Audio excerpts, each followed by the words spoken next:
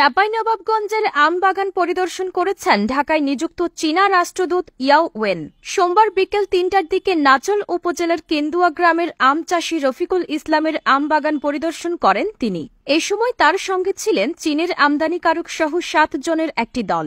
আম বাগান পরিদর্শনে এসে রাষ্ট্রদূত ইয়াও ওয়েন চাঁপাইনবাবগঞ্জের আমের প্রশংসা করেছেন। এছাড়া চলতি বছরে এই জেলার আম চীনে রপ্তানির আশ্বাসও দিয়েছেন। এমনকি আম প্রক্রিয়াজাতকরণে চীন বিনিয়োগ করবে বলেও জানিয়েছেন তিনি। আম চাষী রফিকুল ইসলাম বলেছেন, আমরা আমের দাম নিয়ে শঙ্কিত থাকি।